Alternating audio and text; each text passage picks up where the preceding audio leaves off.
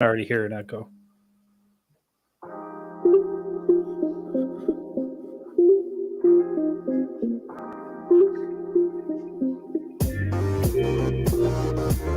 Welcome to the Wolverine Digest podcast, the best spot for objective and authentic coverage of Michigan athletics. If you want open dialogue, honest opinions, and in-depth coverage of the maize and blue, this is the podcast for you. And now, here's your host, Brandon Brown, joined as always by Chris Bradler. I'm just going to start by saying go blue.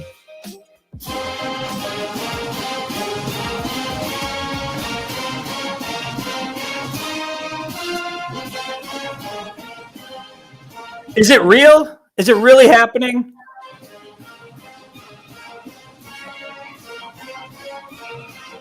It's real, Chris. It feels so good. It's real. Yes, Chris. Tony Petrosky, I will see you Saturday. Well, I've already faded out the intro music. I've faded out the fight song. We've got booze in hand this week. It's Monday.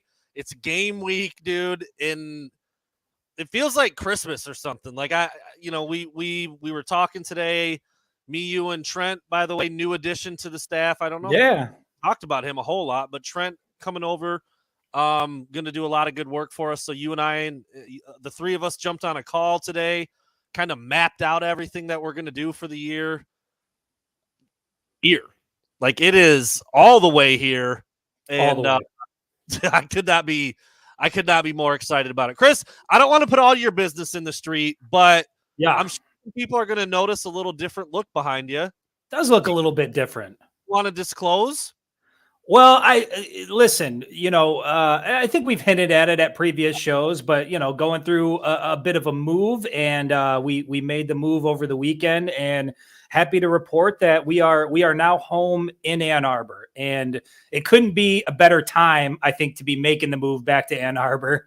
The soundboard is off, but I can see you clapping anyway. So I went to press the button and I was like, it's off. I'll do the golf clap with the microphone. But yeah, man, we've been wanting to make the move ever since my wife and I, we lived in Chicago for a while. And even before we had kids, we wanted to move back to Michigan. We wanted to move to Ann Arbor. And it took about 10 years to make that happen, to make that transition happen. So it's good to be here. I'm excited. It already feels like home. And like I said, perfect week to be in Ann Arbor. So I'm in Ypsi. Chris is in Ann Arbor. We're a whopping 10 minutes apart from each other now. The drive-in is going to be easier. We think production's going to go up. We think efficiency is going to go up. I know Chris is super excited about that part, not having to drive an hour plus or probably 2 hours plus after game day, getting out of Ann Arbor sometimes. No doubt. Home. So that's going to be really cool. Happy for you guys, man. Glad you're there. Glad you made it. Appreciate it.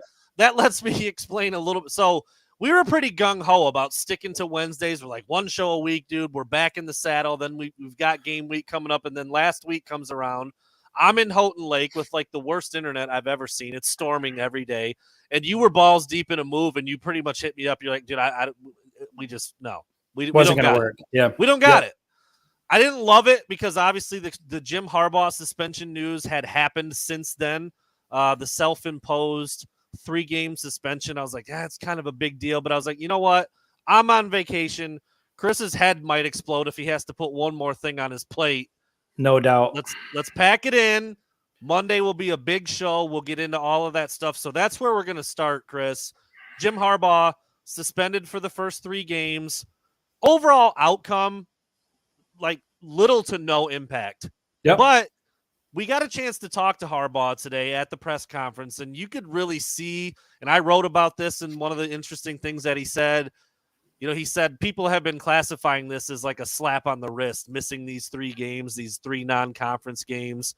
He said it feels more like a baseball bat to the kneecaps. Like this dude, I mean, it could be anybody. Anything that you put your heart and soul into for the better part of a year, and then kind of at the end, you're not allowed to partake in the finish line.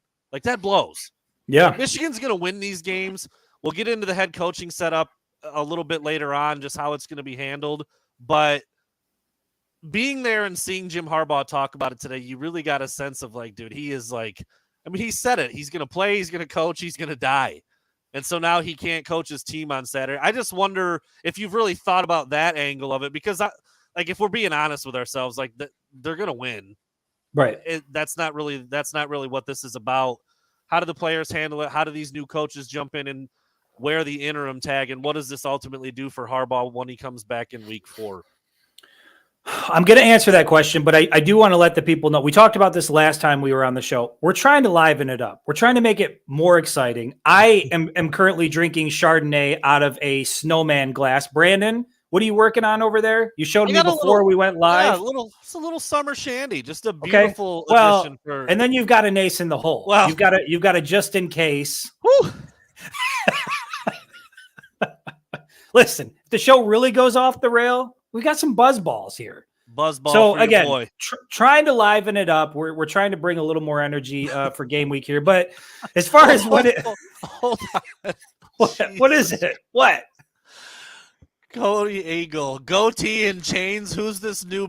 Okay, first of all, it's not a goatee. He just stepped out of the rap. He stepped out of the booth. I almost called it a rap booth. I would have lost all street cred had I said that.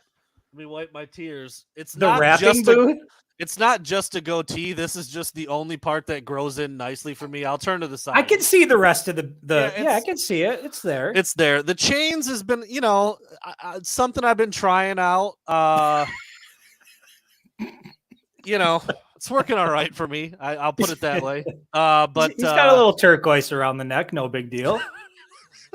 Please answer the question so we can stop focusing on this shit right now. Harbaugh. Yeah, we did talk about it a little bit. I think when it was first announced that there was some sort of deal with the NCAA and what that would mean, and it does suck. And I think I had actually said something to the effect of when Jim Harbaugh is the ultimate competitor, and you spend all offseason building your team, getting things ready, getting to a point where you feel like this is a national championship caliber team. And it's kind of like the way I felt about Ronnie Bell, when he went down with injury. I think it was against Western Michigan week 1, and then had to watch Michigan make an incredible run in 2021, just not being out there, not being a part of it. And from the outside looking in, somebody could say, yeah, it's just 3 games. But when you're somebody who puts everything you have into that product, to have to miss the first 3 weeks, because we know how fast the season is going to go by. Right now, we're heading into week 1, and before you know it, it's going to be, we're talking Penn State, we're talking Ohio State, and we're nearing the end of the season. And so to miss 3 weeks, I can imagine for a guy like Harbaugh really sucks. But to your point, as far as how it's going to impact the team, and I think Harbaugh alluded to this a little bit during the press conference today. The coaching staff that he has in place is elite, second to none. And then beyond that, the leadership that they have on this team, from the offensive line to the defensive guys, the quarterback position, Blake Corum at the running back position, they just have so much leadership on this roster. I don't think you're going to see them skip a beat. So what it's going to mean in the big picture, not much at all, if anything. But what it means for Jim Harbaugh is, it's missing the first 3 weeks of a season that's most people think is going to be pretty special. Yeah.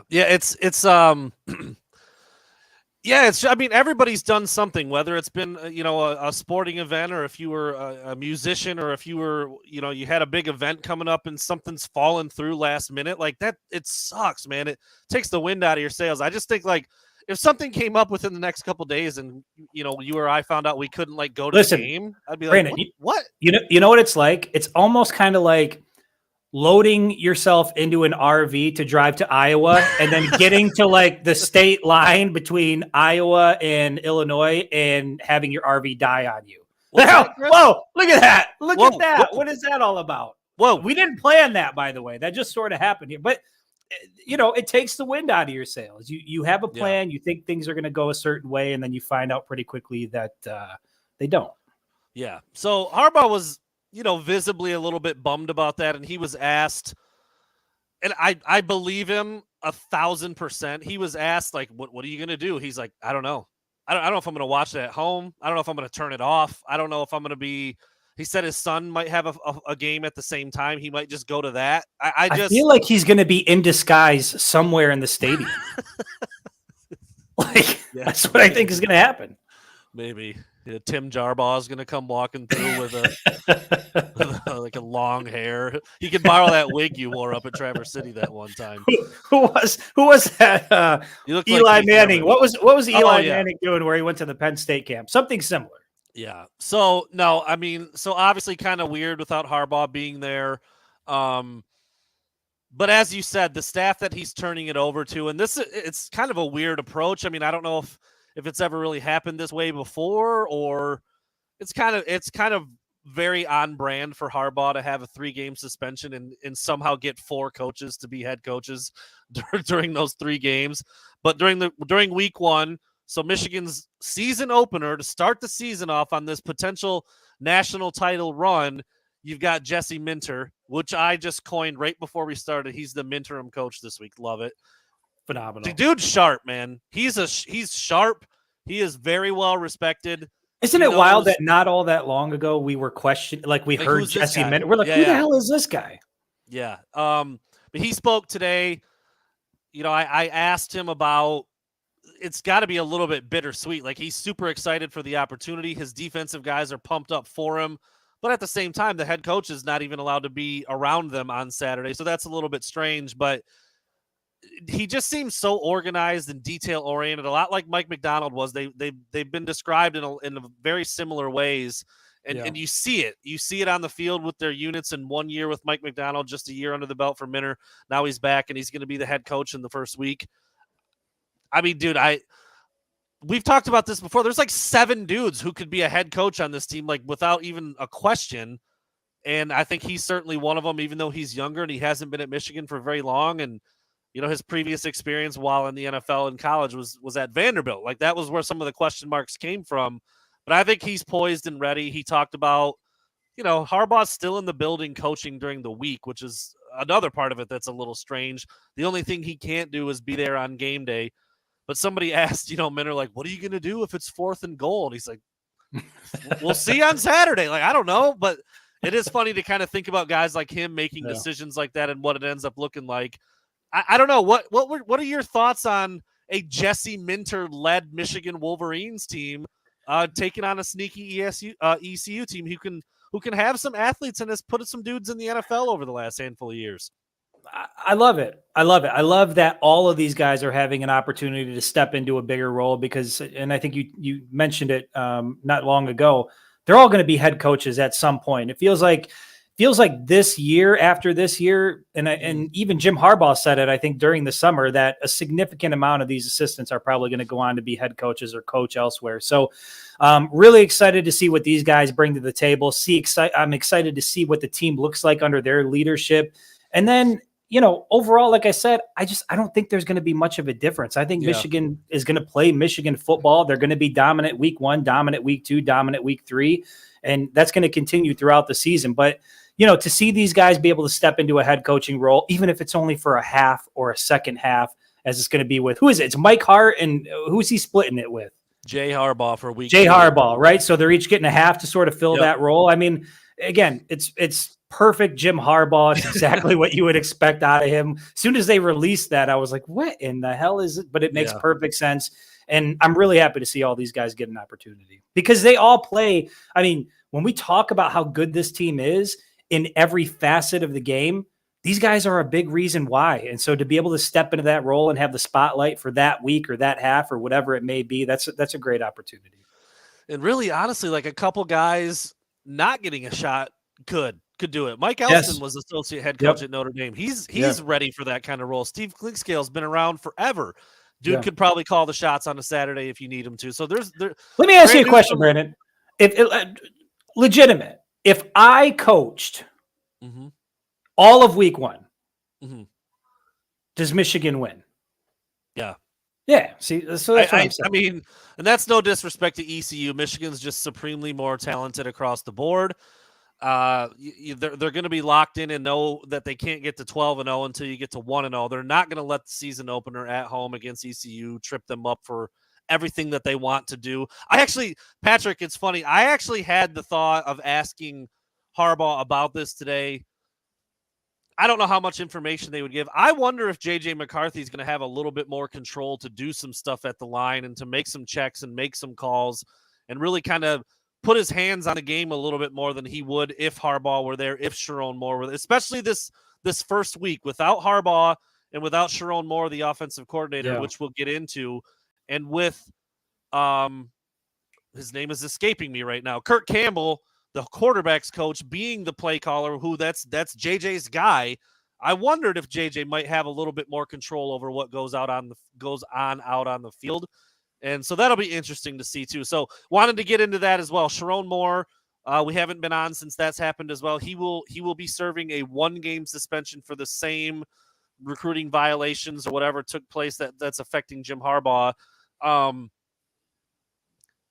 Again, I don't see it as that big of a deal. A little bit of a blip in the radar. I'm sure, obviously, Sherrone Moore wishes it didn't happen, but in the grand scheme, not a big deal. But you are losing your offensive coordinator, your play caller, and your offensive line coach. So that's kind of a big deal.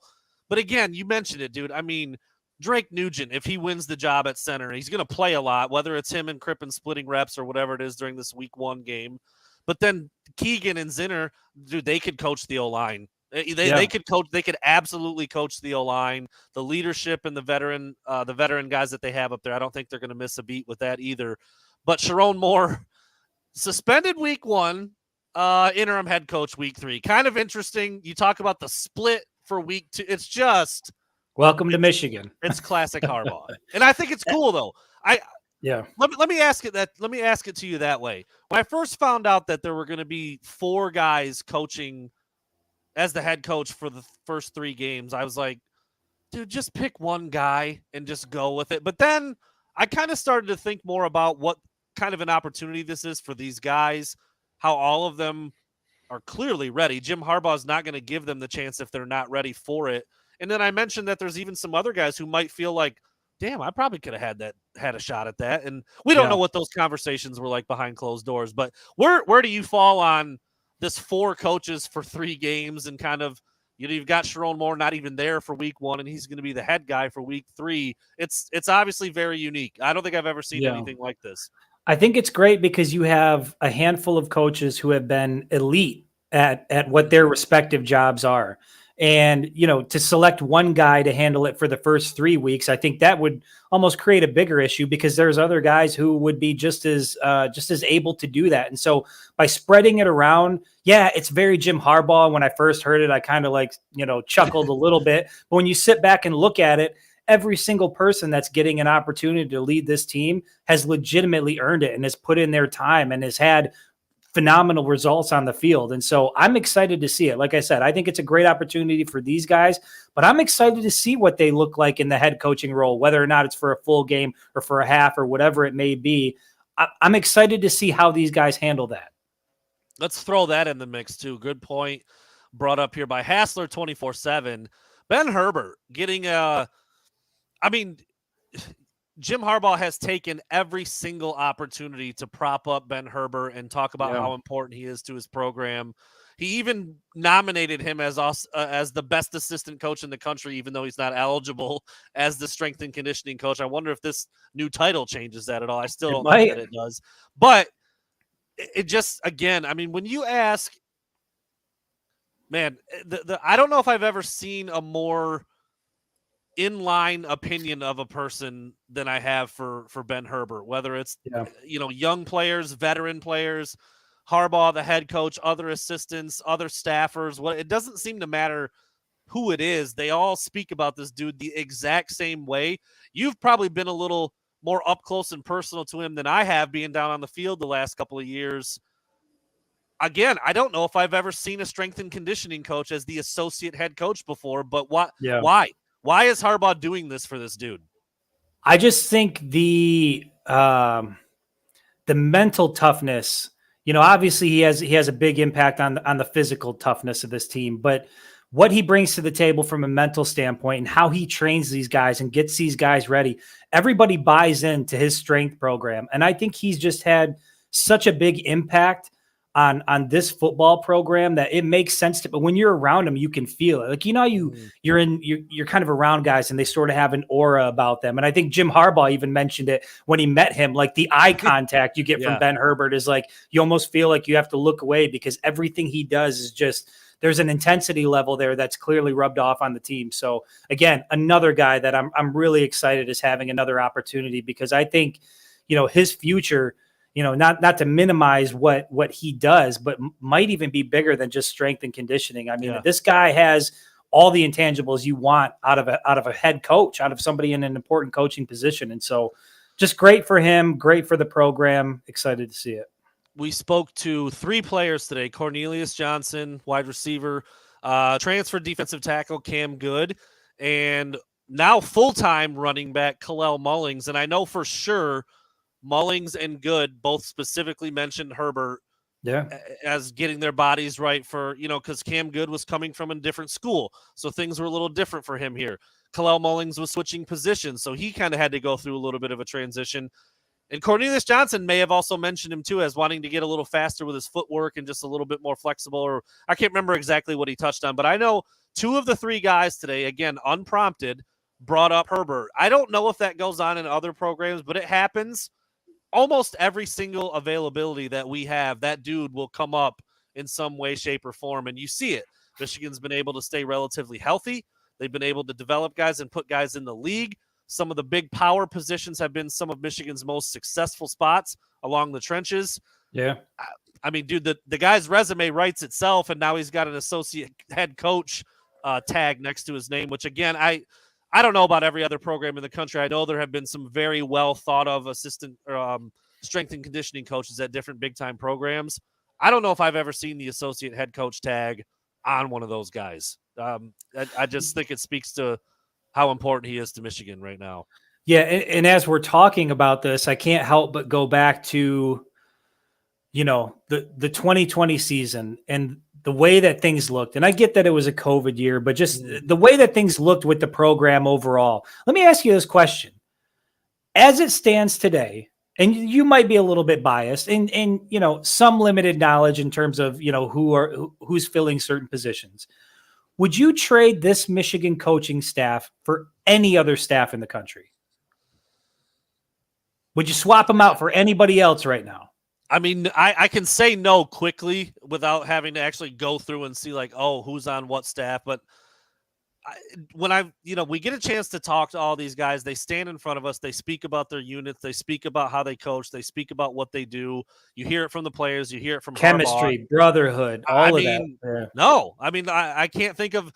I guess I'd put it this way, because I don't know who makes up the staffs of every other team. It's kind of a hard question to answer. Yeah. But I don't think there's a trait or a quality I would say that guy's missing that. That guy needs to be more of this or less of this or better at that. I don't think there's a glaring thing for any one of the guys on the staff, and that's gotta be rare, even at the best of the best programs. And I guess my point is how dramatically things have changed in Ann Arbor to where it's even we've had no issues about being critical if things are going wrong or things seem to be trending in the wrong direction. To be sitting here heading into 2023 and think that this is legitimately the best top to bottom coaching staff in America, once again, is just a testament to the work that Jim Harbaugh has put in, seeing it through, putting the right people in place, and getting this program to a point where entering this season, it really feels like this is the year that all of that work has been building towards, a year like this where all the pieces are in place in terms of who's on the roster, who's on the coaching staff. It's been amazing to see. I mean, hell, think about my first 2 years covering the program, 2021 and 2020. That's all I know is covering a successful program. And so I wouldn't know what to do with anything else. Yeah, you're like JJ, when we sat down with that interview. That's all we know. That's all I know. Beating Ohio State. All I know is going to Indy, for the Big Ten championship, college football playoff, Miami, just wherever it is we need to go. Arizona. My first year was covering Hoax last year, so slightly different boat for me. But yeah, it's been an incredible 2-year run. I mean, everybody expects it to continue this year. Michigan is, absolutely poised for a deep run, and I'm excited to be gearing up. 6 days away, dude.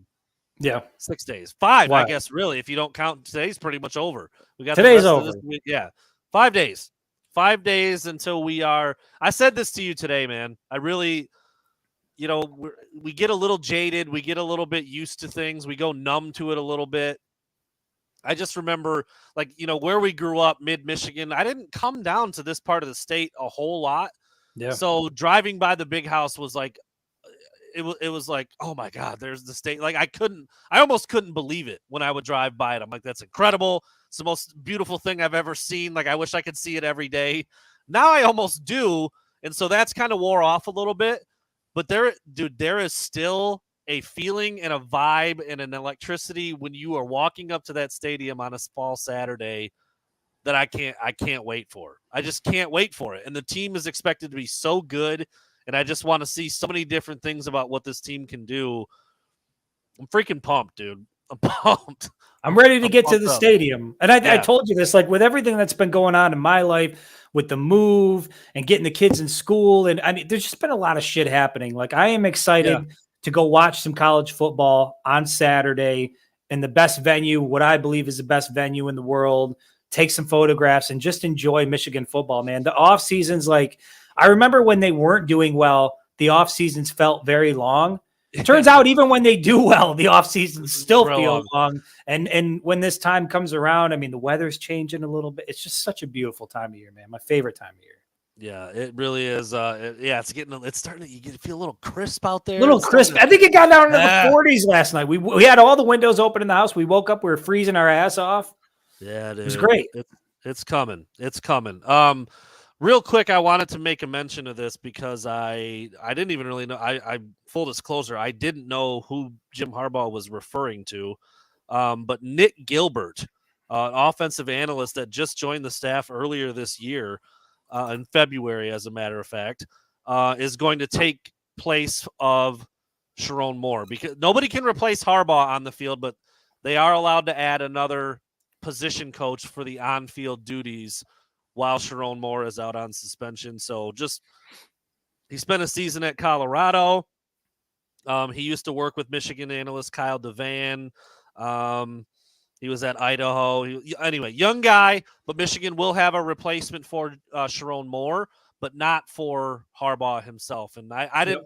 That part never even really crossed my mind. I hadn't thought about it really until it was asked about today. So thought I would at least bring that up and fill everybody else in, because I certainly didn't know that that's how it worked. But anyway, no replacement for Harbaugh except for one of the people who's on staff. And then they were able to bring an analyst down onto the sidelines to actually officially coach one of the positions. So he must be the offensive line analyst that works hand in hand with Sherrone Moore. Well, now the young buck's going to get to make some calls and figure some stuff out on game day. So that's obviously kind of a cool thing for him too. Chris, I don't want to spend a ton of time on this. We talked about it, but Harbaugh did today. Your torso? Damn it. Not plugged in. I wanted to go back to the well again. Son of a bitch. The goddamn echo. It's ruining the production value of the show. I didn't. I'm going to have to turn it on for a minute. You're going to have to suck it up. Go ahead. For just Flip a it minute. on. Not right now. Not for that. Oh, okay. All right. When we do TFG. Gotta have it for TFG. Well, you got to have don't we have to have it for burning questions too, or is that too long of a segment? That might be too long. I feel like it's too long of a segment. I feel like it would drive you crazy, but I think we can get by on the TFG and hit the button we can a couple do that. of times. All right. So what I'm referring to is the way that Jim Harbaugh started his press conference today, which he doesn't normally do. I mean, even at like Big Ten Media Days, some of the coaches get up there with this 6, 8, 10-minute prepared statement. Harbaugh usually goes off the dome for 30 seconds and then lets questions kind of fire away. Today he showed up at his press conference with a pretty well thought out and written statement about the current state of the NCAA and the financial setup that is college sports. Which it was in a Trapper Keeper, right? He came in with a binder, New Kids on the Block on the front. It was awesome. But yeah, it was just, he just made a reference, and he was very specific to say, I talked about this in 2020. I've talked about it last year, the year before that. I didn't just wake up this morning and decide to talk about this. He didn't add this part, but in air quotes, we're thinking, you didn't just wake up this morning and decide to talk about it now that you're suspended. Like, that's what it felt like. And it definitely probably was a bit of a veiled shot, but he has talked about this before. But he was just talking about, the millions and billions with a B dollars of, ad revenue and the TV deals and what the coaches are getting paid and what the universities are bringing in, and trying to think of some better way that the talent, he kept using the word talent, the on-field talent, can get their fair cut. And, college football traditionalists don't like it. Former, what was his title? Was it Mark Emmert? Was like, never going to happen on my watch. Basically, just completely shooting down the idea of something like this. But Harbaugh's always abdicated for stuff like this. He was at the forefront. And that's why they hate him, Brandon. That's why they're trying to take him down. It's true.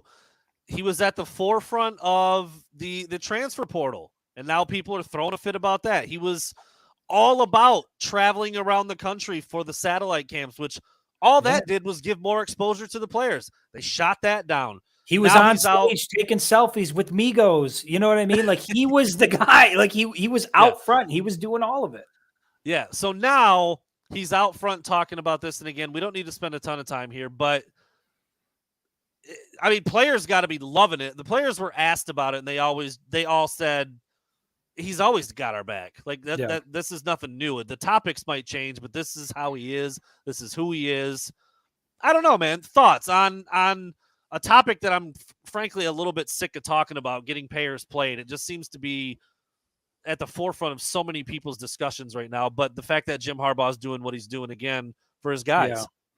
Yeah. Well, I mean, there's a couple different angles to this. I think for him as a head coach to come out and to make a statement like that, as a player, as a recruit, somebody hearing that, I just think that's everything you want to hear from your head coach, is somebody not just who's, coaching any program, but this is Jim Harbaugh at the University of Michigan coming out with a very strong statement about profit sharing. Before you say anything else, it's so crazy that you brought this up. I had this exact thought when I left. I started thinking about different coaches at different programs and who would be able to deliver a message the way Jim Harbaugh did. And there's not very many. Not very many. No, I think that's a huge point that you This is on par with Kirby Smart, Nick Saban, like those guys coming out and making a statement like this. Like, this is a big deal. And so for him to be leading from the front on this, I think is phenomenal. But I think you also said it in the lead into your question that, look, I love the players. I love that people are advocating for them. I want to see them get paid. And I think, things are trending that way. But I'm also sick as a fan. I'm tired of talking about it. I'm tired of hearing about it. You're dealing with conference realignment, like the landscape of college football is changing, the transfer portal, which, to be honest, has worked in Michigan's favor quite a bit. And even I'm still kind of just annoyed with like all of the outside stuff.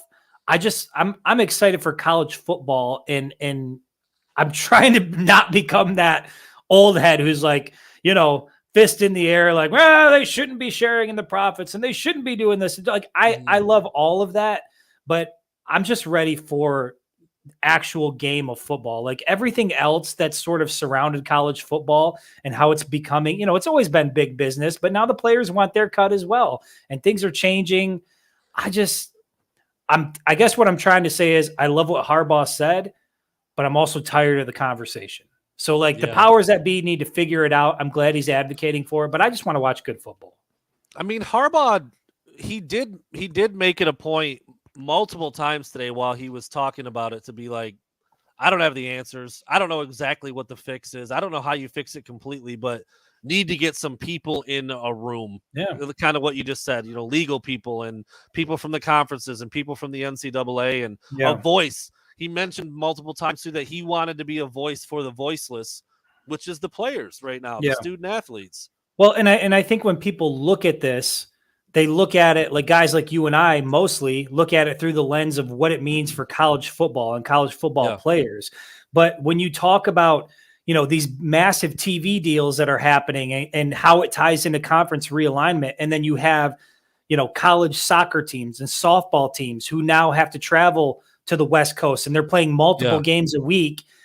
It's stressful on the student athlete. And if there's a way that they could share in the profits from these massive deals that are being done, that are taking these kids all across the country, it's cool to have the experience, but you also have to, it's a lot, man. Like we travel a lot for this job and it's phenomenal. It's also taxing, spending time away from your family, time away from home. You got a lot of things going on. And so I think one of the things that's good about what Harbaugh said is, obviously he's coming at it as a football coach, but what this means is that student athletes in every sport are starting to share in this, not just football, but it's all athletes can benefit from the massive changes that are occurring in college athletics, which is in large part and all part due to money. That's what's driving all of this. And so the people that are making it happen on the field or on the court or wherever it may be should have a little piece of that as well.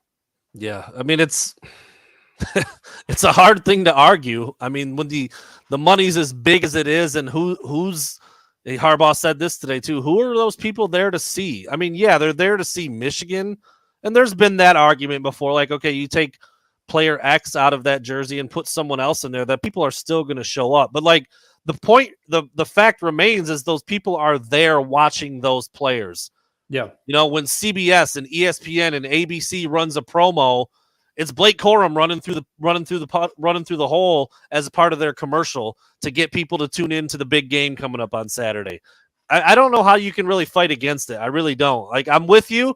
I don't like talking about it. I don't know how it's going to work out. It does seem to be a slippery slope a little bit, and things are changing really, really fast. But see, that's the flip side is I also, maybe this makes me an asshole, but this is just how I feel. I also don't want, I'm not going to say I don't want, I'm just having a hard time accepting college athletes making millions of dollars as well. Yeah. Like there is something about, like when I think about college football and what it meant, when I was a little bit younger and when you would watch that and the vibe you would get, these were all guys that were fighting for an opportunity to have a big payday at the next level. And it just kind of college football just felt different. It felt special. And I think with a lot of these big NIL deals that are happening out there, and then you start to talk about revenue sharing, it just, it's basically semi-pro football at this point, which I don't know that it's a bad thing, but it's different than what we grew up watching. If you believe the NIL valuation for Caleb Williams, he's making more money this year than Joe Burrow. Yeah. That's wild. That's a wild angle. Joe Burrow, who is still on his rookie deal. I mean, when he gets his extension, it's going to be a different story. But right now, he's still on his rookie deal, and that's crazy to think about. Like, dude, like a Blake Corum might be making more money than several running backs in the NFL, given what's going on at that position right now. I mean, he's done pretty well with NIL. I know JJ McCarthy just was in the news with the Beats by Dre deal. I'm sure that wasn't pennies. Like that's a $1 billion that sale of Beats by Dre to was it Apple? Was it Apple that bought Beats from I'm not Dre? sure. That's more up your avenue, Brandon. $1 billion is the point I'm making. Dr. Dre made $1 billion off of that sale. So we're talking, they got a little bit of money to throw around is the point I'm trying to make. I'm sure JJ did pretty well with that deal. So yeah, I'm with you. It's a little bit strange. I don't love parts of it. It's hard to argue against, like, no, you can't say that the players don't deserve it. That's where it stops. That doesn't mean I have to love how it feels and looks and compares to what I'm used to and what I grew up on. But I don't know, man. And to be honest, I feel like if people at the NCAA, because to me, I feel like that's an honest take. You don't have to like it. You don't have to like the way that it's changing or it feels or whatever the case is, but you can't make a case against it. When you look at why all the revenue, like all these massive TV deals that are occurring, it's because of the talent on the field, the talent on the court. It's because of the players that make up the game. So to say that they shouldn't have a stake in it, to me, I'm not sure, other than this, they're college kids. They're getting a free education if they're on scholarship. Well, it doesn't matter because it's hard to make that case when you're also profiting millions and millions of dollars off of these deals and they're getting nothing. Yeah. And it's gotten better now, but I mean, you think back to like a Reggie Bush or so. How many number 5 USC jerseys were in the stands every Saturday for that? Denard Robinson. I mean, unreal. The best Michigan example I can think of is Denard Robinson, a guy who, during dark times kept the program on his back, was exciting to watch. Like it was shoelace this, shoelace that. Guy would have raked in a ton of cash if NIL was around. And instead, we were having to buy knockoff jerseys on eBay to get his nameplate on the back. Shirts with dreads printed on the back. Come on. Who was making money on that? Because it wasn't not Denard. Not Denard. Yeah. Can you imagine that? Can you imagine, Brandon, know. if somebody put on a shirt with your turquoise necklace on it and started selling that and making profits as like a Brandon Brown t-shirt and you got nothing? Hey, there's plenty of Brandon Brown to go around. Okay. Plenty. Jesus, this isn't even the turquoise one. I'll wear that one for you on Saturday. I'll have it on just for you. That's what we also need that shirt too. Double chain turquoise pendant. We need that shirt. We do need that shirt. All right. Well, I'm gonna see how this goes, Chris. If it blows up in your ear immediately, just let me know and I'll turn it back up. But got it. This guy. It's boy. It's so good to hear it. It's so good to hear it. This guy. It does feel pretty good. Man. This guy. You gonna lead us off, Brandon? It's been missing for a while. Well, I wanted you to do it. I wanted you to lead us off because I have one, but I don't love it. And I'm thinking maybe I'll hear what you went with and maybe it'll spur something on in me. I don't know. Yeah. I'd like you were pretty quick to say like, oh, I've got one this week. Yeah. No, for sure. And it's not all that exciting, but my TFG, it's me, Brandon. It's me. Because I have been so spread thin, so stretched. This should be a time where I'm like in the bunker getting ready for football. And instead, this past weekend, I was renting U-Hauls, moving things. I've got closing on a house on Friday, the eve of Michigan's first game. I've got my kids starting school this week. I have stretched myself so unbelievably thin over the last week or so, and it's going to continue this week. I could have started earlier. I could have started this process a lot earlier, but I waited just so that it would fall right on game week, opening week of the season. And so for that reason, Brandon, I'm naming myself EFG of the week. Why would I do this to myself? Why? I feel like we've both. You said before we got on today, you're like, I'm pretty sure this guy's been the TFG, or I think we've both nominated ourselves before. Okay, well, that doesn't make me feel as bad about mine. Mine was just going to be like, and this is the thing. People probably don't give a shit about my cutesy little story from last week's vacation. That's where my mind went. But we haven't watched a game yet. I was trying to think.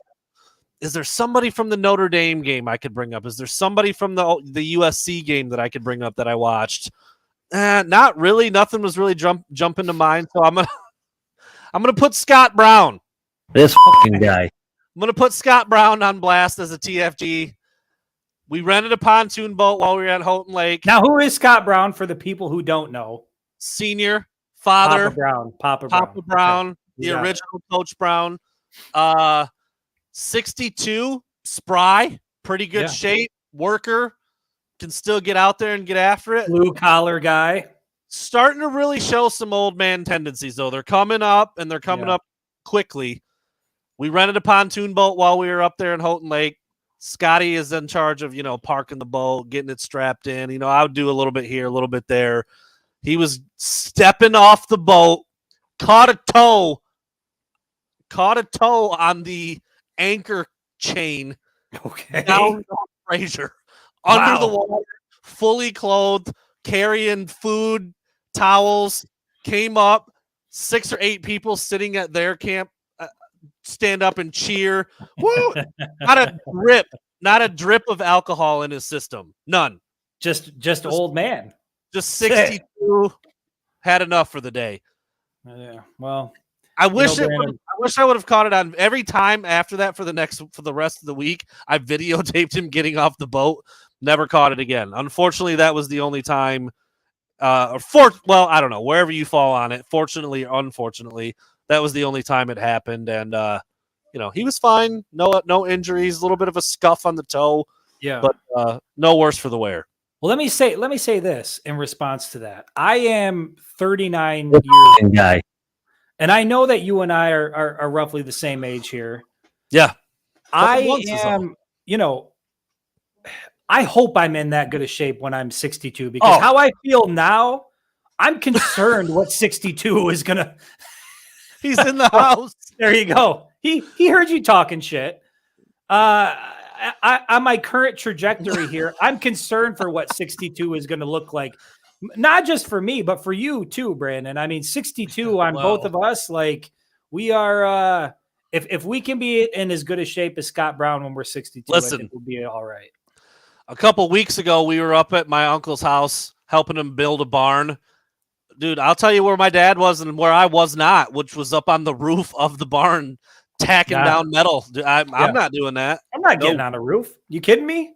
If I'm on a barn roof, I won't make it to 62. Yeah, I got a crippling fear of heights. My knees start to knock. I can't do it. He's the oldest one out there. There were 7 of us working, ranging from, we had a youngster out there. He was about 18. And then my uncle's late 50s, my dad, between me and, 39 and 62, he was whooping ass, dude. It was pretty impressive, actually. At this point, you're built for the booth. Okay. You shouldn't be on a roof. Love it. Shouldn't be, you're built for the booth. Put it on a shirt. Built for the booth. With like cookie crumbs and shit. Great face for radio. Built for the booth. Yeah. That's a little bit more fitting. A little cookie. Some diesel on deck, just fountain diesel flowing. Unlimited fountain Mountain Dew at your disposal. Oh, I can't wait. That's all coming too, Brandon. It's not just football. Think about all of the food you're going to have up there. Gang. Wow, I can't wait, dude. I can't wait. I can't wait for an unlimited supply of diesel on Saturday. Whew, I need that as a drop as well. Let me mark that down. 46.15. We'll give it a look, see how it comes. All right. Well, okay. So you said the. Oh, damn, dude. That my reputation's really good. Brady says in the booth with his box fan. Brady, I don't even know who you are, dog. That's pretty good. Good. The people know. The people know about the box fan. All right. So we did the TFG drop. I had the soundboard turned back on. The echo was not. It wasn't. You weren't feeling it. I was already getting feedback.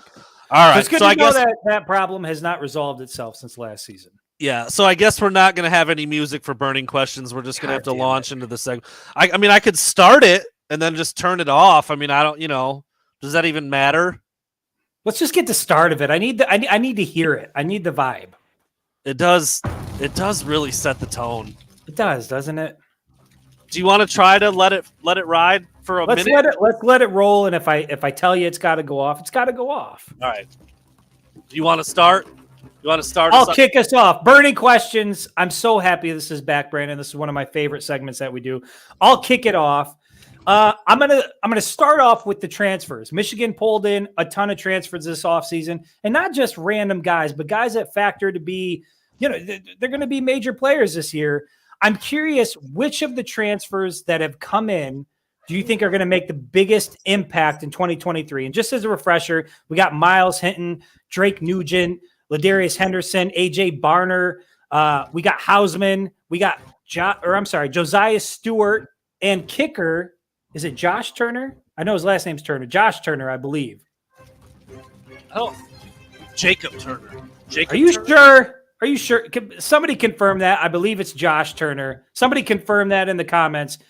Who do you think is going to make the biggest impact in 2023 out of all of those transfers? I got my answer, and it's the guy you didn't mention who actually is named Josh, and it's Josh Wallace.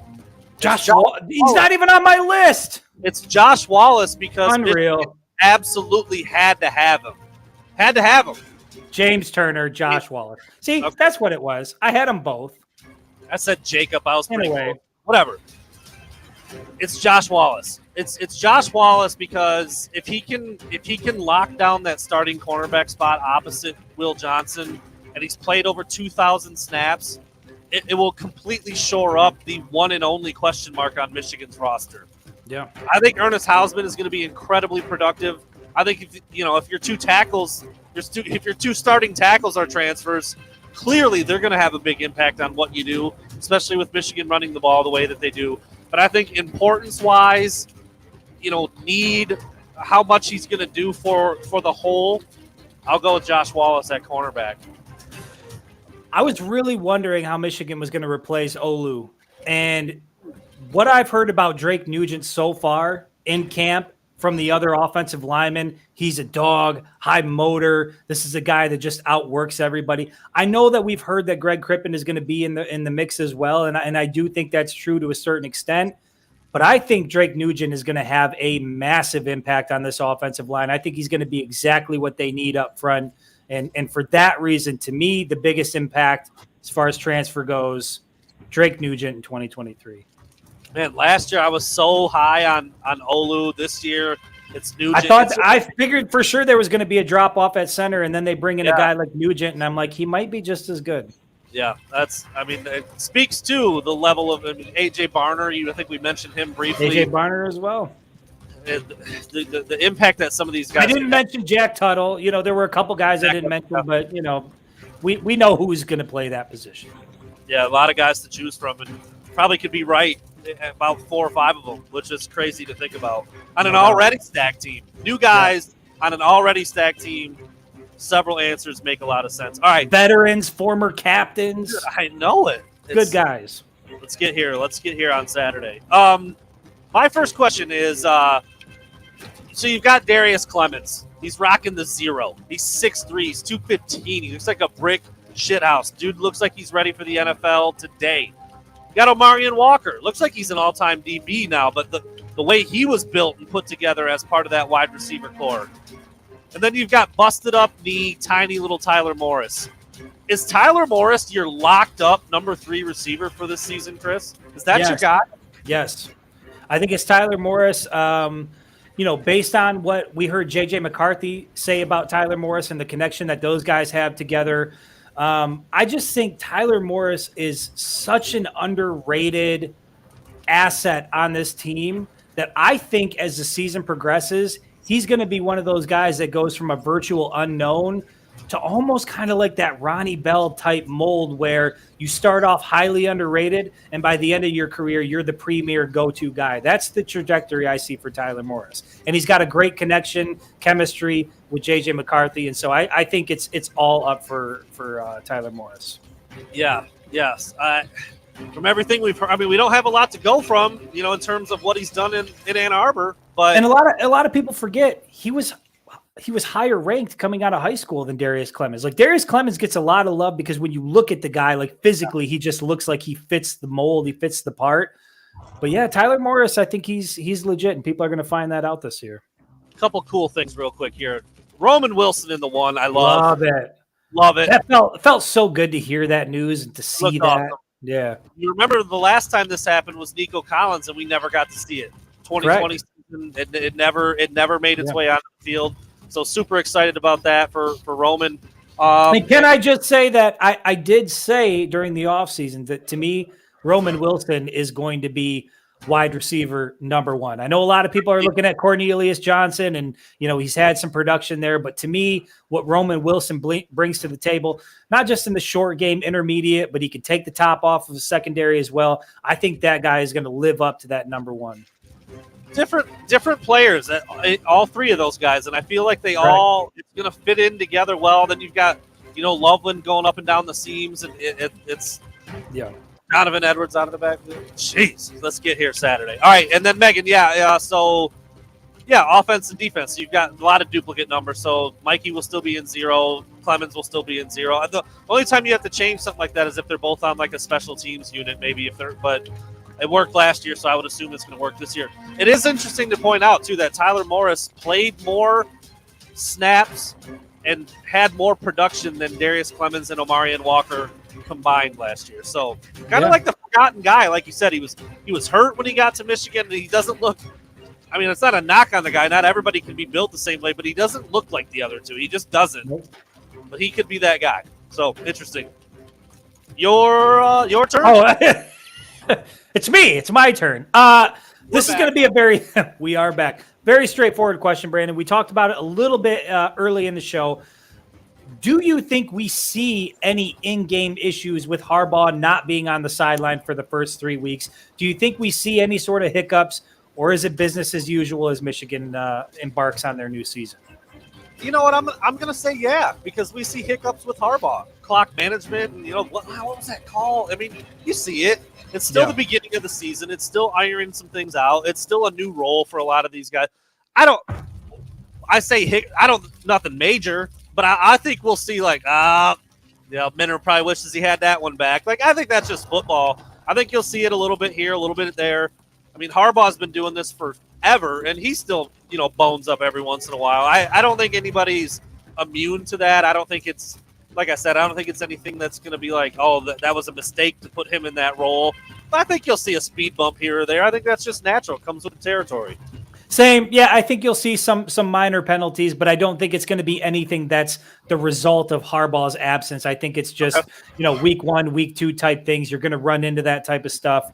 But again, we talked about it earlier in the show, the leadership that they have on this team. There's an elite coaching staff in place. A lot of those guys are going to go on to become head coaches elsewhere. So for that reason, I don't think there's going to be many hiccups. Certainly not any that are going to be affected by Harbaugh's absence. I guess I'll just ask it until it happens, Chris. I don't know if it's on your list again or not. We've talked about it a million times. Does J.J. McCarthy break the touchdown passing record at Michigan this season? 26. Well, he's only got to get 26.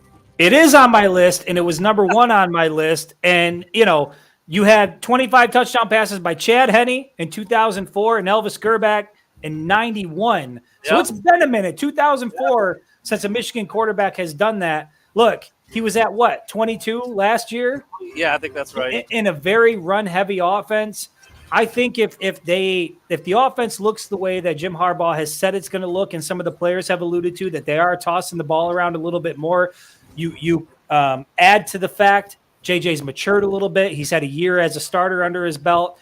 I do think look, we've compared it to different quarterbacks around the country. Quarterbacks at Ohio State. Throwing 26 touchdown passes in a season is not a lot for a college quarterback. I think certainly if this year is going to be as good as everybody thinks it's going to be, J.J. McCarthy is going to break that record. It just is. It's just not a hard record to break. It really isn't. It really is. As two guys who are not athletic and do not play college sports. Well, I mean, come on, Brandon. Are we athletic? We like to play sports, but are we athletic right now? Right now? That's a different question. There you go. Yeah. I mean, athletic back in the day, sure. I don't want to think about it. It just brings up more stuff that, as we sit here today, we are the before picture, before the weight loss, before, you know what I mean? We're not in game shape right now, is what I'm trying to say. Built for the booth, dude. I like that. I'm writing it down. And we actually had a person in here. I can't remember his first name, but his last name was Booth, and he was like, "I am loving that." Did you see that? There he is, Nate Booth. Hey, look at that. Built for the booth. Built for the booth. Yeah, that's strong. Yes, but Brandon McGraw, they're not going to run 75% of the time this year. That's what we've been told. It's going to be more of a 50-50 deal. And if that's the case, I mean, throwing more than 25 touchdown passes just seems like a given. And look, guess who's calling plays week 1? The QB coach, bruh. He's going to sling it around. You might get 6. You might get 6 out of McCarthy in week 1. No, we're probably not going to see that. In fact, Jim Harbaugh was kind of asked about that today. Is there going to be a big philosophical change? And I'd be shocked if it looks any different week to week, even with 4 different guys being the head coach and at least 2 different guys calling plays. Listen, a little bit here. He can't be on the sidelines, but he can absolutely have a hand in the game plan. Yeah, no, there's no question. I was trying to find the number. No, it's not all quarterbacks. Let me see if I can find it real quick. Here's my question, Chris. We all know what Blake Corum was able to do last year. If it weren't for the injury, he probably would have been in New York. Might have even taken the Heisman home. I don't think there's any doubt he's in New York. Kind of defaulted down the ladder and landed in Caleb Williams' lap. Chris, is there a Michigan Wolverine in New York for the Heisman ceremony this year? By the way, J.J. McCarthy has the 4th best odds, not Blake Corum, to be a Heisman hopeful. I think he's like 16-1 or something like that, and Blake is maybe 30-1 or something. I was trying to find those exact numbers, but anyway, does Michigan get a guy there this year? They do, because I think the season's going to be as big as most people expect it to be. I do think now I'm not sure that they win it, but I do think the Wolverines play for a national championship this year. And if everything goes according to plan, I'm not sure who it is. I don't know if it's JJ. I don't know if it's Blake Corum. Hell, I don't know if it's Donovan Edwards. But there will be a Michigan Wolverine representing Ann Arbor in New York for the Heisman Trophy ceremony. I have little doubt about that. I misspoke myself. JJ McCarthy is 1,600 plus 1,600 to win the Heisman. Yeah. Right now, the front runner is Caleb Williams, ranging from plus 375 to plus 500.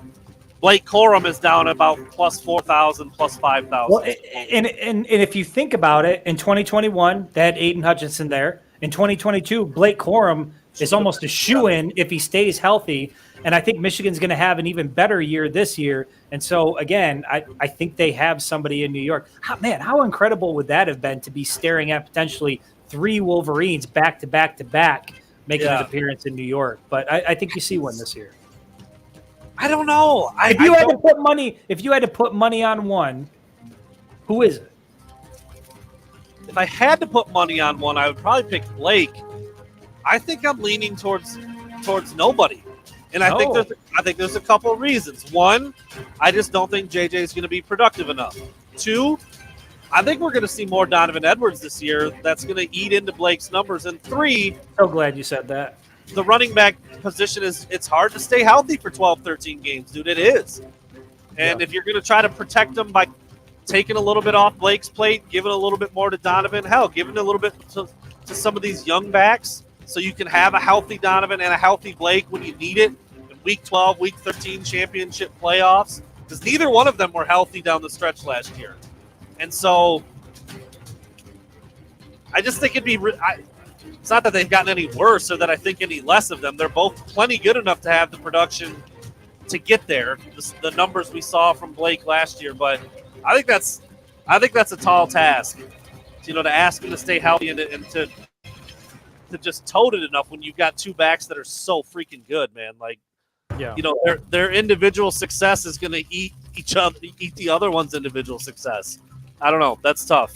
You got an echo going, man. We echo here, yeah. So in short, you don't see a Wolverine in New York because you're a hater. I get it. No, I get it. I get it. You're a hater. It's fine. We understand, Brandon. But I do want to stay on the running back topic. I'm glad you said that you think Edwards is going to make more of an impact this year. Yeah. I think Edwards is also going to make more of an impact this year. We saw what he did in limited action. We saw what he did when Blake Corum went down. That guy looks like a superstar. I mean, he's already, as far as I'm concerned, and I'm sure a lot of people in Ann Arbor are concerned, he's a Michigan legend for what he did against Ohio State. So I'm going to ask you this question, keeping in mind that we've seen that, Edwards is the home run threat. He gets in the open field. There's not a lot of people that are going to catch him, which is why I was surprised about that TCU opening run. Nevertheless, who ends the season with more rushing yards in 2023? Is it Blake Corum or Donovan Edwards? Now, as a refresher, Blake Corum finished with 1,463 yards in 12 games last year. He averaged 5.9 yards per carry. Donovan Edwards, 991 yards, averaged 7.1 yards per carry in 11 games that he participated in. So who finishes the year with more yards? If they can both stay healthy, it'll still be Blake. Blake Corum will still be your 1A. I think he's more of the. I mean, he's a senior captain. He's the tough runner in between the tackles. Although I don't even like to say that Donovan's not. I mean, you look at some like that. That long touchdown run he had against Purdue was one of the most beautiful between the tackles runs I've ever seen. Where he was bouncing off defenders like a pinball, slippery, just enough to get off guys to break arm tackles. Dude, they're both so good. It just depends on who gets the ball more, and I think that's still Blake as the older guy, coming back, the returner, but he's coming off a knee injury, and so you wonder, what's that? If you give him 50-50, I don't know how you call it. I really don't, and I think the only way that Blake has a little bit of an edge in the production room or the production column is if he just gets more carry. I think they're just so freaking good. Yeah, I will go Blake, but I don't think it's going to be by a lot. And if they really do, try to split it close to 50-50, then it's a coin flip. I don't know how you call it. That is the big variable. What does the load look like in terms of carries? Who's getting what? Since you went with Blake, and I love Blake Corum, absolutely love the guy. I've had the opportunity to do a couple things with it. I just big fan of him, not only for what he does on the field, but blue collar guy, hard worker, captain, leader in every sense of the word. All of that being said, I'm going to go Donovan Edwards, and I think that Donovan Edwards, towards the latter part of last season, you saw what he did against Ohio State, the MVP during the Big Ten championship game. He is a guy that is just so tremendously talented. He starts practically anywhere else in the country. It just so happens that Michigan has Blake Corum. But if they're spreading these carries close to 50-50, I think Donovan Edwards is more of a home run threat once he gets a seam. That top end speed, I just give him a little bit of an edge. And for that reason, I think we're going to get more big runs out of Donovan Edwards. And I think by the end of the year, you're going to see him slightly ahead of Blake Corum. I know that the knee is a bit of a variable with Blake. He says he's healthy. He's ready to go. You never know how those things are going to work. And Donovan Edwards is not without injury either. He played Ohio State with practically one good knee and did what he did. So it's a scary thought to think about how good both of these guys are going to be fully healthy. Give me the slight edge to Donovan Edwards in yards. You give Donovan the edge and the top end speed. I think I give Blake the edge and maybe making a guy miss in the hole. Shifty, yeah. Vision. They both have big runs that involve cutbacks way across the field, so the vision is there. You give Dono the slight edge as a receiver because he's a little longer, a little more fluid as a route runner. I think I'd probably give Blake a slight edge in terms of, running through contact because he's more compact. He's probably a little stronger, a little bulk. Dude, they're incredible. It's an incredible 1-2 punch at running back. And I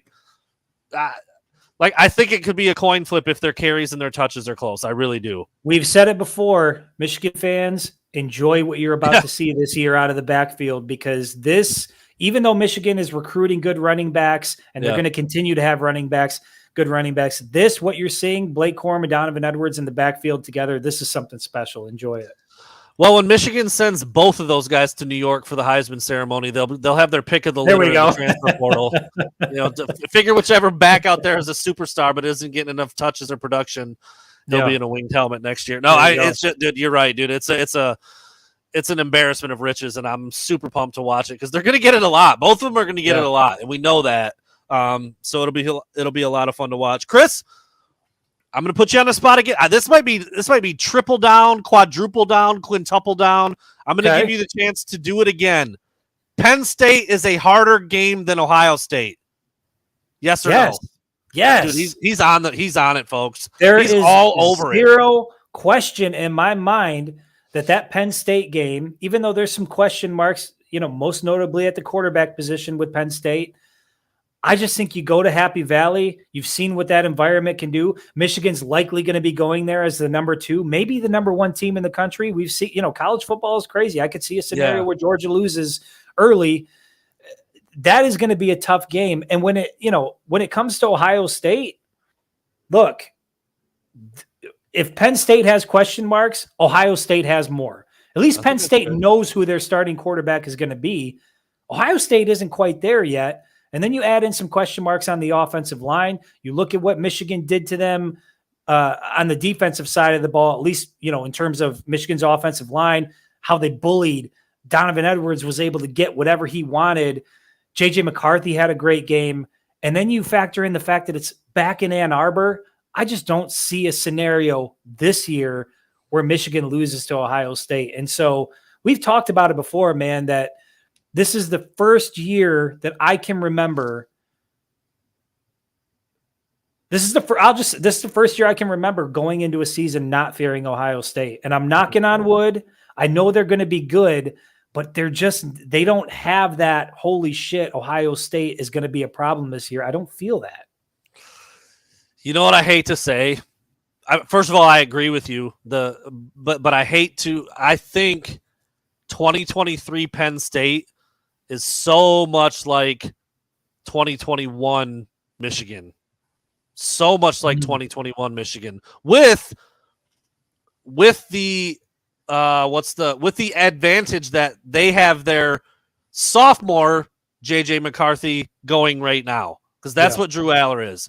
Yep. 2021 Michigan got Ohio State at home, kind of imposed their will, better defense than everybody thought. JJ was not really a factor. That's where I think Drew Aller, he's a problem, dude. He's a big athlete. He's 6'5". He can wing it all over the field. They've got tons of athletes and length and versatility on defense. They've got like a top 3 or 5 pick on the offensive line. I don't think across the board their offensive line is as good as Michigan's was in 2021, but they've got, there is that. James Franklin is kind of a clown. There is that. I think they've got a lot of things in place to have a real shot this year, because they're getting Michigan at home. They're going to have a boost at quarterback by the time that game rolls around. Sure. Yeah. Let me ask you. So you're going Penn State. I am also. If both games were in Ann Arbor, would it change? Would it change the way you looked at it? Then we're saying all things equal, the Wolverines get both at home. Who do you think's the bigger problem? Let me ask it to you this way. I'll answer your question with a question. Who are you starting? Drew Aller, Kyle McCord, or Devin Brown? Drew Aller. Yep. So I'm taking the Penn State and Indy Lions. If you've got a quarterback that can elevate other people and change a game and make a play, that's the team that I'm going with. And I think I don't know. I don't want to give him too much praise because Michigan's got to go in there and beat that dude, but I think he's got a chance to be really freaking good this year. I do. Yeah. I do. So I'm coming around. You've said it. You've said it 10 times by now. Are we just shitting on Ohio? Are we just completely over the Ohio State allure, top of the mountain king shit? Are we over that period of time with Ohio State now? Yeah, I think you can say that when you have back-to-back years where you didn't just edge them out, you beat the shit out of them. Yeah. And you're returning a better roster than what you had last year with Michigan, and there's no way you can make the case that Ohio State's returning a better team than what they had last year. And then they got to go on the road and play in Ann Arbor. So when you factor all that in, look, if I'll put it this way, if Michigan loses that final week of the year against Ohio State at home, it is going to be an upset. There's no doubt about it. The Wolverines will be favored in that game. God, I can't wait. And I've got Ohio State winning or losing 3 or 4 games. I mean, we've talked about what they have on their schedule. There's Notre Dame, there's Penn State. They've got losable games, and then you add in Michigan. So I think there's 3 losses right there: Notre Dame, Penn State, Michigan. We're gonna learn a little bit about Penn State right out of the gate too. They have West Virginia on Saturday. Yeah. Is that at home or on the road? I believe it's at home for Penn State, but I'm not positive on that. Okay. They haven't played in a really long time. It's an old rivalry that they're renewing. I'm excited about that game. West Virginia hasn't been as good as they've been in the past, but yeah, it's at Happy Valley. So that will be an interesting one. I mean, anytime you take on another Power 5 team, you're certainly going to learn more than a non-Power 5 team. So that'll be a good test to watch. I don't know that much about West Virginia, to be completely honest, but I would assume that's a tougher test than any of Michigan's non-conference games, right? Yeah. I mean, you have to assume that. So, all right. And Joe, that might be true that any quarterback can get the ball to Marvin Harrison Jr. We know he's an elite talent, but you know who's also pretty damn good? Will Johnson. Will Johnson. So, if you're whoever, whether you're it doesn't matter what quarterback you are for Ohio State, you've got to deal with that Michigan front. You've got to deal with the edge rushers, Jalen Harrell, Braden McGregor, Josiah Stewart, Derek Moore. You are going to have a lot to deal with facing this Michigan defense. Junior Colson at the linebacker position, Mike Barrett. You got the secondary with Rod Moore, Mike Sainristil, Will Johnson, Josh Wallace out there. You are going to have a problem running the ball and throwing the ball on this Michigan defense. Doesn't matter who you are. Marvin Harrison Jr. is really good, but I've just never been the kind of football fan or wide receiver just is not going to do that for a whole 60 minutes. I'm of that belief. There have been a couple in the history of the game who could.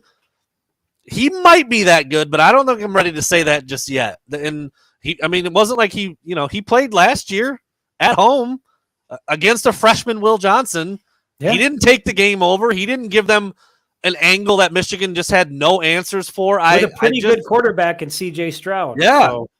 Yeah. I mean, billed as one of, if not the most accurate quarterbacks in the country. And he looks actually pretty good for Houston, by the way. Threw his first touchdown to one Nico Collins the other night. Did you see that? I did see so, that. I don't know. I mean, I'm not trying to downplay Marvin Harrison. The dude's a stud. He's going to be like a top 8 pick probably as a wide receiver. Probably going to play in the league for as long as his pops did. But I don't know, man. I just don't think that's the kind of.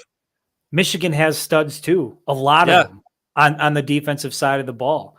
Up front, you talk about the secondary, the linebackers, the edge rushers, Chris Jenkins, Mason Graham, Kenneth Grant, all these, Rayshon Benny, all these guys up front.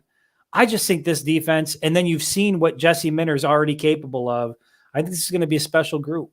So Marvin Harrison had 7 catches for 120 yards and a touchdown last year against Michigan, including, again, a 42-yard freaking drop in the bucket touchdown from C.J. Stroud.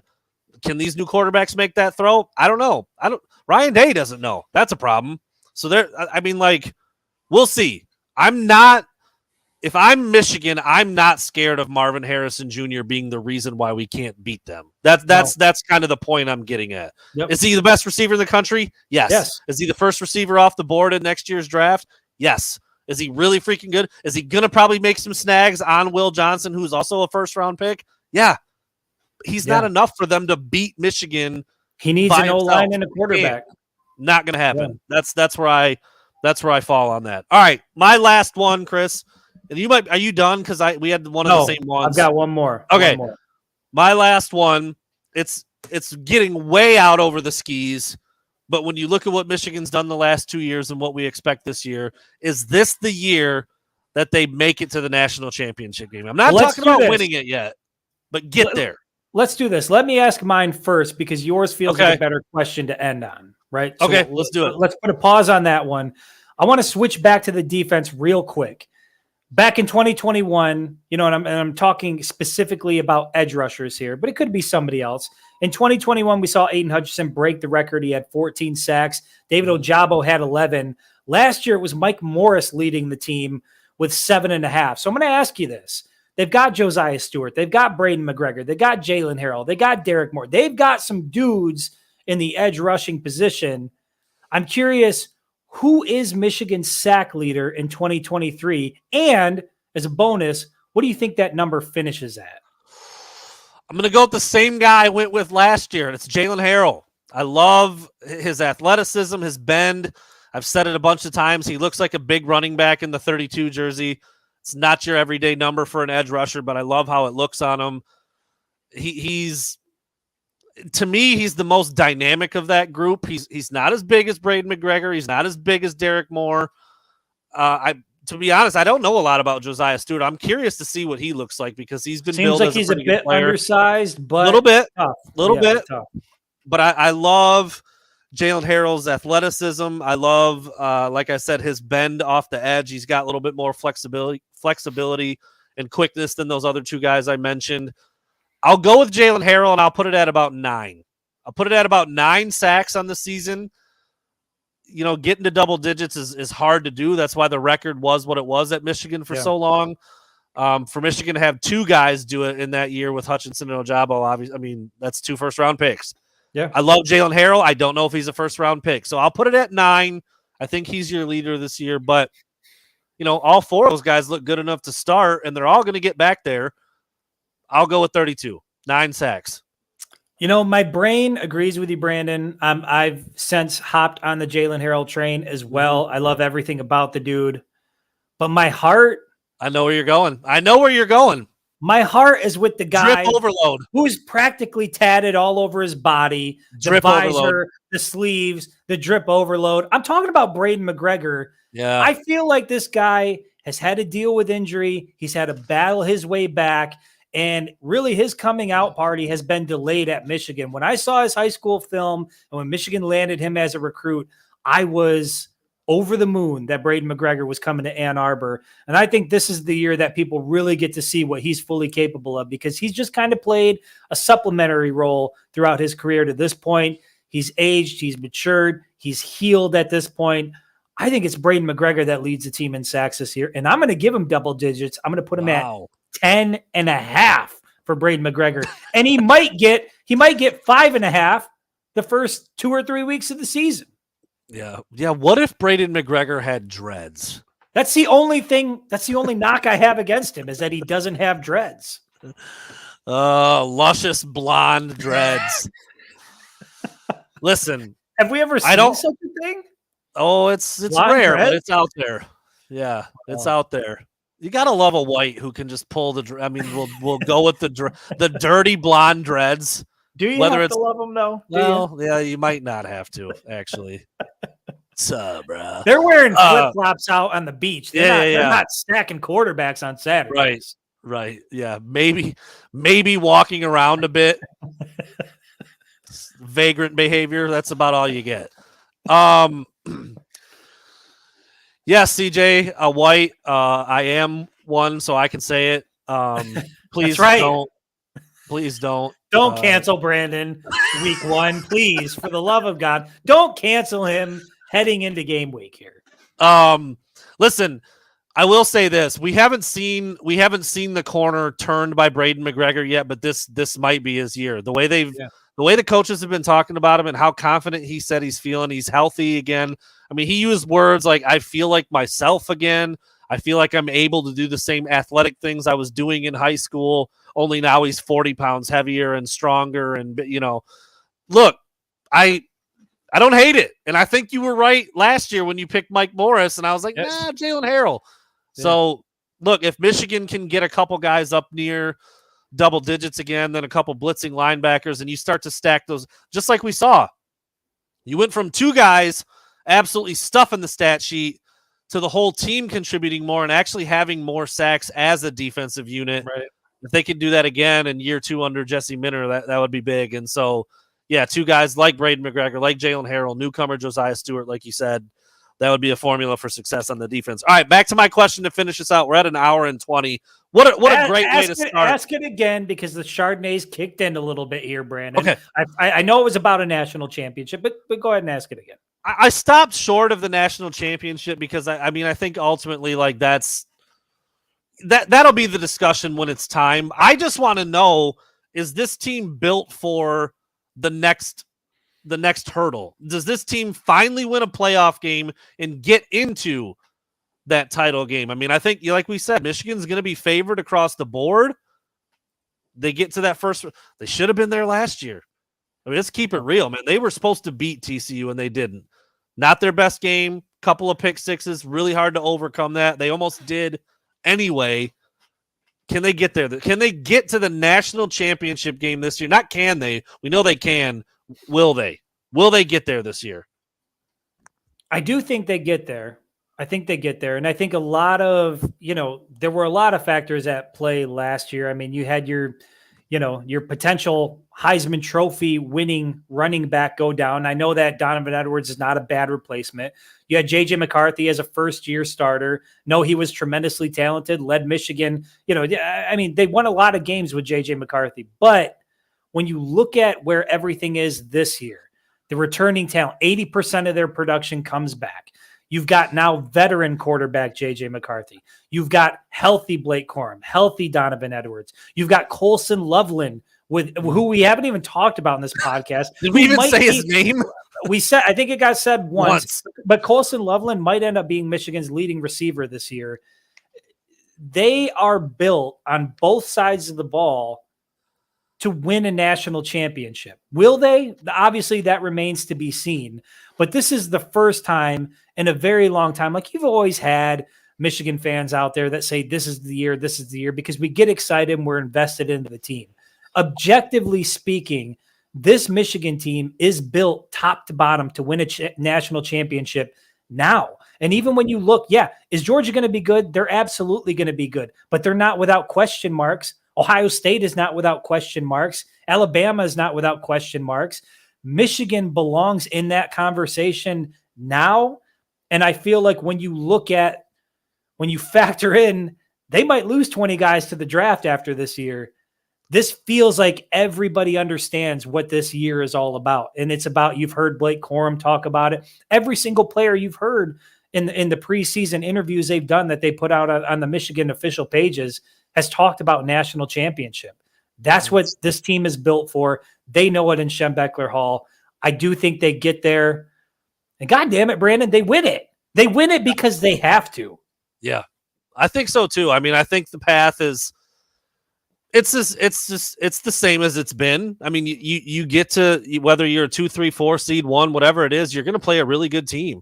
Last year, golly, man, that was it. They needed to beat TCU. Would they have beat Georgia? I don't know. Probably not. I mean, if I'm being honest with myself, probably not. But they needed to beat TCU and they didn't. You thought, okay, year 1 in the playoff, you run up against buzzsaw Georgia, you lose in the first round. All right, year 2, we're back in there, and now we got TCU. Let's go get it and they couldn't get past that hurdle for whatever reason. I don't know if it's that month to prepare, overthinking. I don't know. I don't know what the reason is, but they were not ready for that TCU game for much of it. They made several uncharacteristic mistakes, and the result was another first-round exit. I don't know what it looks like this year. I don't know who that opponent might be.